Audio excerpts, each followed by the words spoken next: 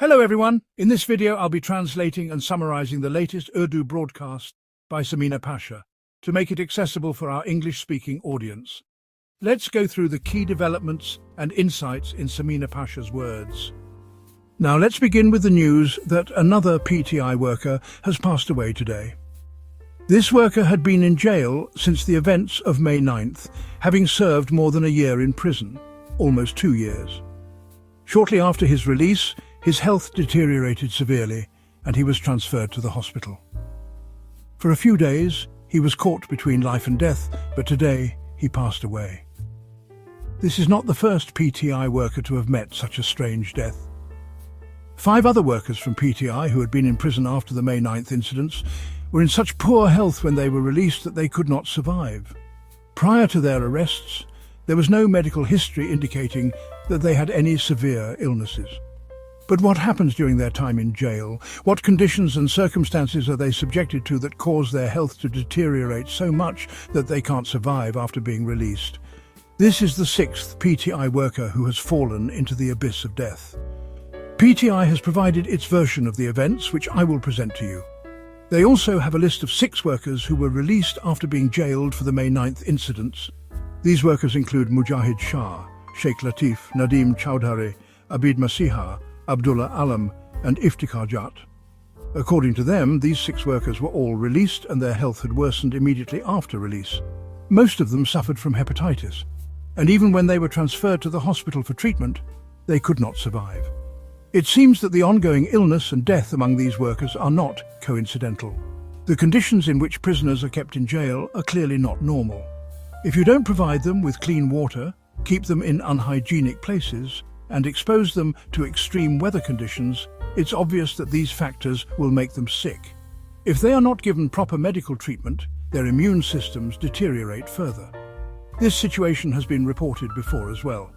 When Salar Kaka was released from jail, he described similar conditions of being kept in harsh circumstances. Similarly, former Senator Mushtaq Ahmed, who is not part of PTI but had been arrested during the Gaza protest, also spoke about the inhumane treatment of PTI workers in jails. He mentioned how prisoners are kept in small rooms for days, treated like animals. Despite all this, their spirit doesn't break and they continue to resist. But imagine the kind of abuse these workers are subjected to. And it's not just the workers. When their belongings are taken away upon arrest, they don't get them back. It's a chain of continuous oppression. Half of these workers are detained under bogus charges, often based on fabricated reasons. When they appear in court, there's no substantial evidence against them. For instance, in recent bail hearings in the Supreme Court, it was revealed that some workers were accused of injuring a soldier, but no such soldier even exists. Other cases were similarly fabricated, like one where a worker was accused of assault, only for it to be discovered that the person making the allegation didn't even have an arm. So it's clear that these workers are being held based on fabricated charges and harsh conditions are imposed upon them. Once they are released, they are often too ill to survive. The situation is dire for these 6 workers who have passed away. But even those still in jail are facing the same oppressive conditions. In addition, the ongoing trials related to May 9th continue, with families of detainees also being subjected to difficulties. These trials are now taking place almost every day, and they are being forced to travel from other cities, enduring lengthy journeys. They are subjected to various forms of mistreatment, and they do not receive a fair trial. Their families are left in limbo, unable to work or carry on with their businesses. But the worst part is that even when these workers are arrested, no one is raising their voice. The courts, as we all know, are ineffective. Political prisoners are not even given the right to a fair trial, and the judiciary remains largely silent. Human rights organizations, which once advocated for such prisoners, are also nowhere to be found.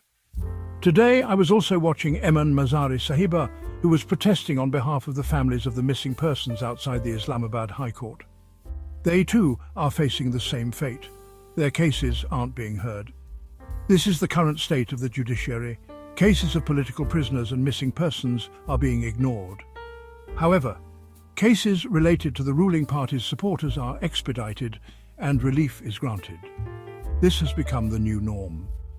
Previously, at least, cases were being filed, with some relief granted and some rejections happening. But now, even filing a case is becoming a rare event. On the other hand, the case of Sanam Javed, whose bail had been pending for a long time, has finally been heard today. The good news is that her bail has been granted. The case was delayed because there was nothing substantial in the charges. The best solution was to keep her in jail without filing a proper case against her. Once the case was filed, her lawyer Mian Ashfaq presented the arguments and her bail was granted. A bond of 500,000 rupees has been ordered for her release. But now let's see the unfortunate fate, as no one believes that even after the bail was granted, Sanam Javed will be released or not.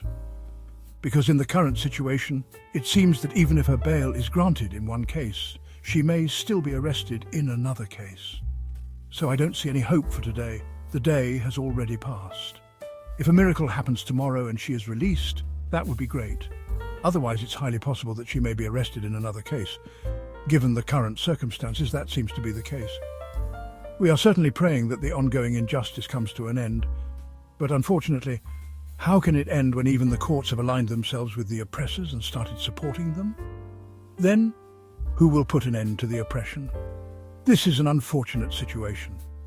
Anyway, today I came across some news, particularly because now people are saying that in the past there were wrong decisions made by people and they used to go to court. But look at the current situation now. This government has passed a budget where, as I mentioned yesterday, the gas charges have been increased by fixed charges. The news today was basically that they have abolished the PTCL license fee of 35 rupees from the bills, and this has received a lot of praise. But imagine 35 rupees today has no significance. What relief does it provide? It's probably not enough to cover even a small portion of a household's electricity bill. For those using less than 200 units, maybe this is slightly helpful, but for those using more, 35 rupees won't even make a dent. So, in effect, by removing 35 rupees, they're doing nothing. What can we do with 35 rupees? It's not going to solve anything. And then, what did they do? They raised the fixed gas charges in the bills. Besides this, the bad news today is that there's a possibility of an increase in petroleum product prices by 15 rupees per litre. Globally, petrol prices have decreased, but in our country, there's a likelihood of an increase in the price of petrol and diesel by 15 rupees. Now, if there is a slight fluctuation, I can't say for sure, but the proposal suggests this increase, and the reason for this increase is the unfortunate budget, where all these harsh decisions are imposed on the public. Later they come and say, we saved the country from default, we did this and that, but let's be honest, when did they ever save anything using their own money? All the sacrifices are coming from the people, and they are extracting from their pockets. So, what credit are they taking for saving the country from default? Everyone knows the current state of Pakistan's economy. Now moving forward, you will see that the wave of inflation will intensify. When petrol and diesel become more expensive, it directly impacts every commodity. Now let me tell you that another move made by this government concerns Dr. Afia Siddiqui. You know that the Pakistani government has been trying to secure her release through diplomatic channels, but today, in the court case related to Dr. Afia Siddiqui, the government revealed that it has refused to become a party in the case. They made it clear that Pakistan, as a government, would not be involved in her case. This means her family now has to fight personally for her release, and the government of Pakistan will not offer any support. From this, you can guess that instead of addressing many other issues where people have long argued that such matters should be used for bargaining purposes, the government has clearly distanced itself. In the past, when terrorists were captured, the government would use that as leverage to demand the release of Dr. Afia Siddiqui. But now, it appears that this government has quietly distanced itself from the issue and no support is forthcoming. Now, coming to political news, Pakistan People's Party has recently agreed to take up more ministries. Although they are already part of the government, they have governors, speakers and the president from their side. Now it seems they have been convinced by the establishment to formally join the government. This is quite interesting because previously they had refused to take on any more ministries and they were enjoying the perks of being in the opposition while also holding government positions. Now it looks like they've been persuaded to formally become part of the ruling government. The reasons for this shift are unclear, but it's likely we'll see some interesting developments in the coming days. Finally, There's one more unsettling piece of news regarding the 27th Amendment. The President of the Supreme Court Bar, Mr. Aftab, revealed today that he has made a demand for the draft of the 27th Amendment to be shared with him. The issue of an independent constitutional court came up again. He said that if this amendment is to be passed, there should be a separate constitutional bench. His argument is that the Supreme Court should be dissolved and replaced with a constitutional court, which will be under the direct control of those in power. If this happens, it will allow the ruling government or any incoming authority to make decisions, even overriding the existing laws and constitution.